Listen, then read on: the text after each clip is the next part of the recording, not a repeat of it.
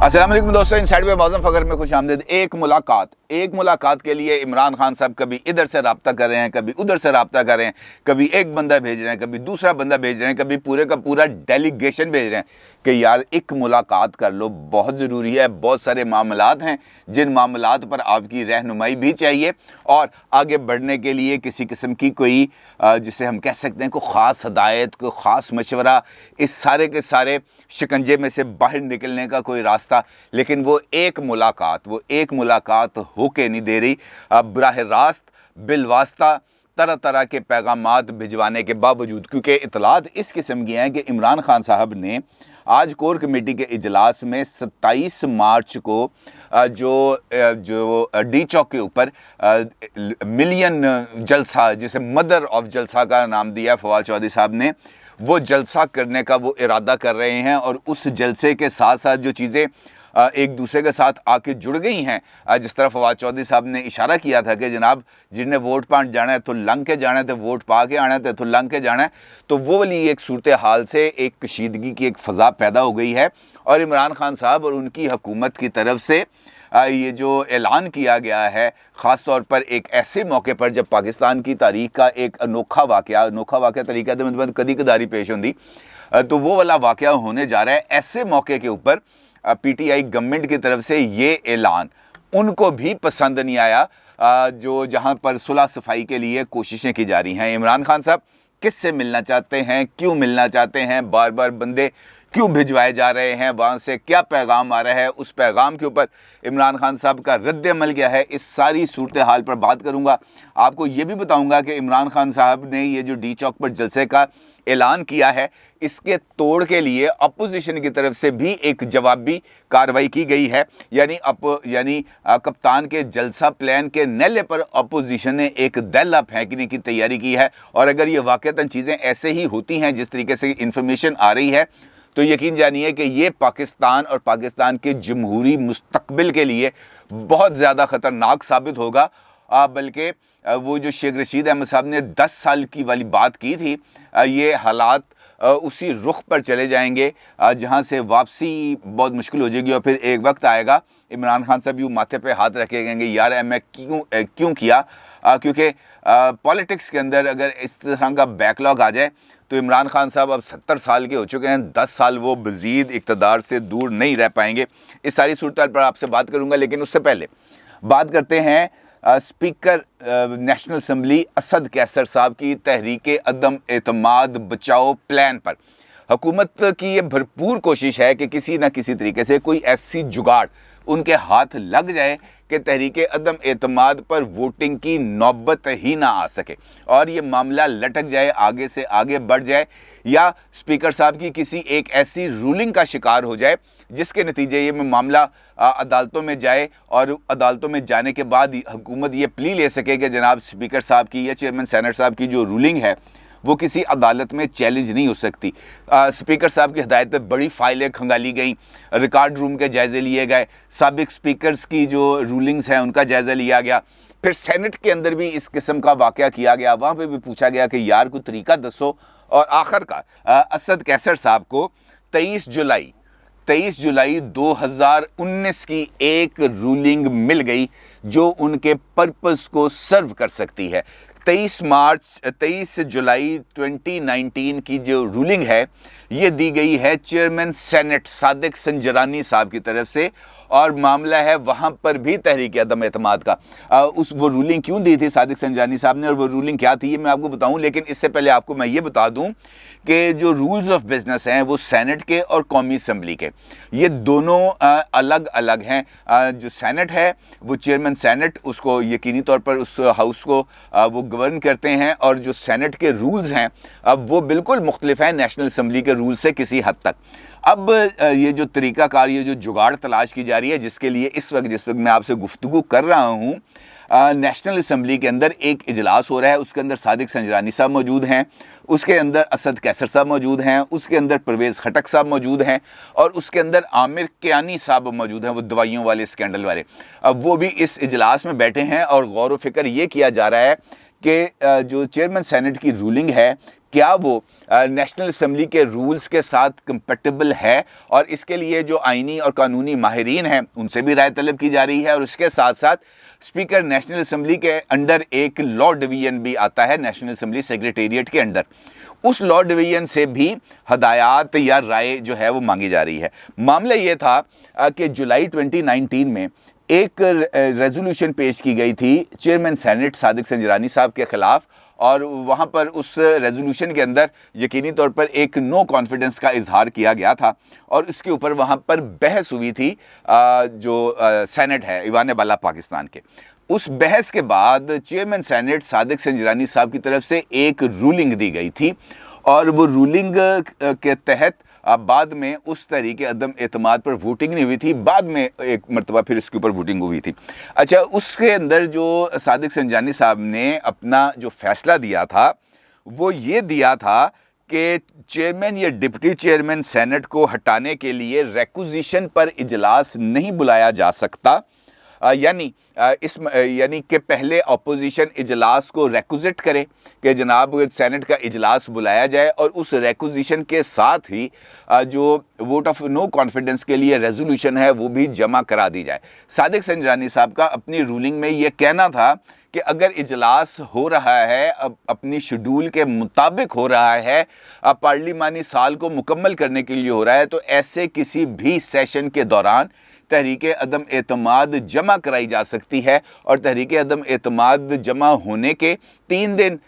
پہلے اور 7 دن کے بعد اب ووٹنگ نہیں ہو سکتی۔ لہٰذا اپوزیشن نے چونکہ چیئرمین اور ڈپٹی چیئرمین کے خلاف تحریک عدم اعتماد کے لیے پہلے خصوصی اجلاس طلب کرنے کی درخواست دی ہے، اور اس کے بعد ریکوزیشن جمع کرائی ہے، لہٰذا یہ غیر آئینی رولز کے خلاف اقدام ہے، اور چیئرمین سینٹ نے رولنگ دی تھی، اور اس کے بعد تحریک عدم اعتماد پر ووٹنگ نہیں ہوئی تھی، کیونکہ اس وقت بھی اس معاملے کو چیلنج کرنے کے لیے اپوزیشن نے رابطے کیے تھے، تو ان کو یہ بتایا گیا تھا کہ چیئرمین سینٹ کی جو رولنگ ہے وہ کسی عدالت کے اندر چیلنج نہیں ہو سکتی۔ اب یہ رولنگ ان کے ہاتھ لگی، اور صادق سنجرانی صاحب نے رولنگ دی ہے۔ پھر اسد کیسر صاحب، پرویز خٹک صاحب اور عامر کیانی صاحب نے آپس میں رابطہ کیا، اور اس کے بعد صادق سنجرانی صاحب سے رابطہ کیا، اور ان سے پوچھا گیا کہ جناب کیا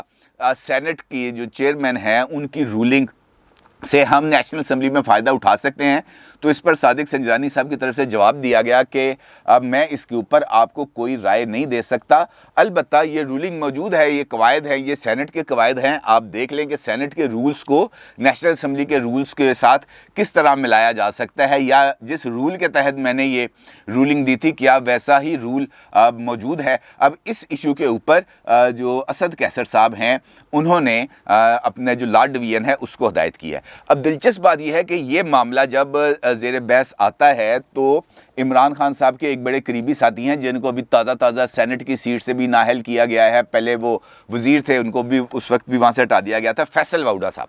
فیصل واؤڈا صاحب کی طرف سے ایک سٹیٹمنٹ سامنے آئی ہے جس کے اندر وہ یہ کہتے ہیں کہ اپوزیشن اگر 172 کی جگہ پر 182 بندے بھی اکٹھے کر لے تو اس کو کوئی نہیں ہونے والا، عمران خان صاحب ہی اقتدار میں رہیں گے، اور بنیادی طور پر ان کے بھی چونکہ وہ پی ٹی آئی کے اہم لیڈر ہیں،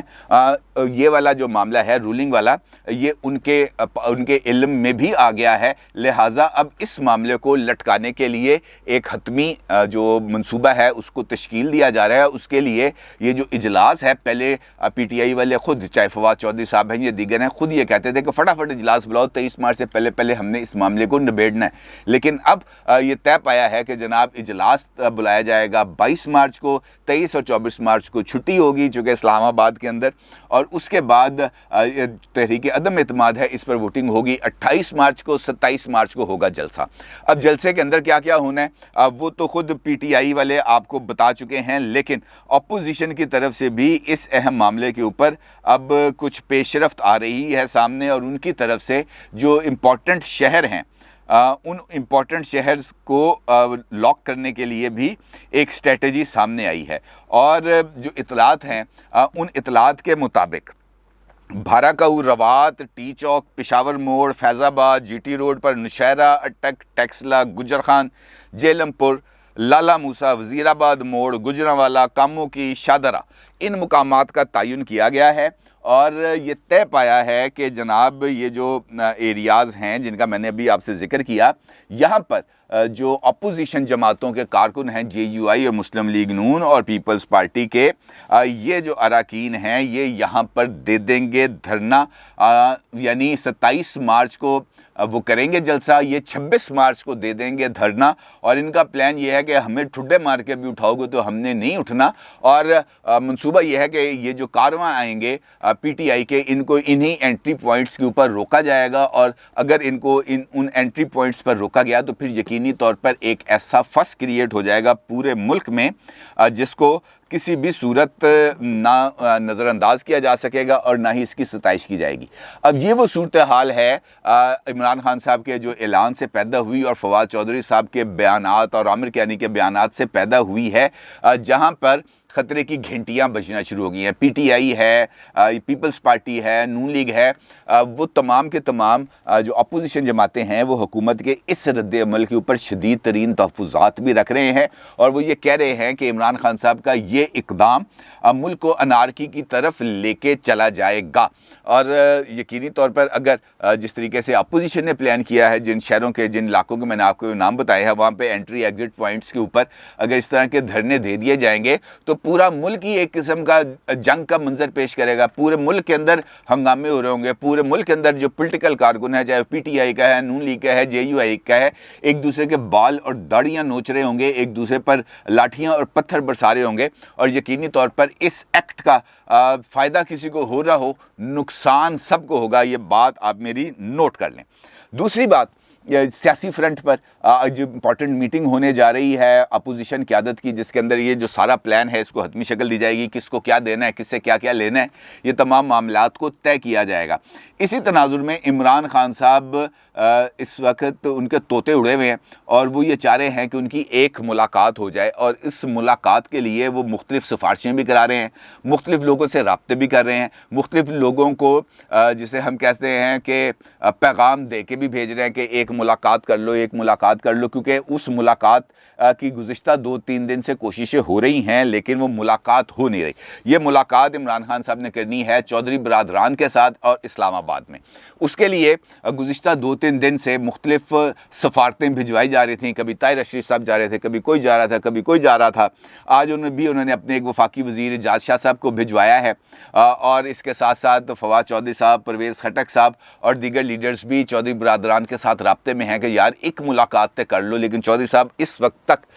ملاقات پر آمادہ نہیں ہو رہے۔ دوسری جانب ایک اور پولیٹیکل ڈیولپمنٹ ہے، وہ پولیٹیکل ڈیولپمنٹ ہے چودھری نثار صاحب کے حوالے سے۔ اس وقت ٹویٹر کے اوپر ایک ٹرینڈ چل رہا ہے چودھری نثار صاحب کے حوالے سے، اور اس ٹرینڈ کے اوپر بھی اچھی خاصی ٹویٹس آ رہی ہیں، اور PTI سے وابستہ افراد جو ہیں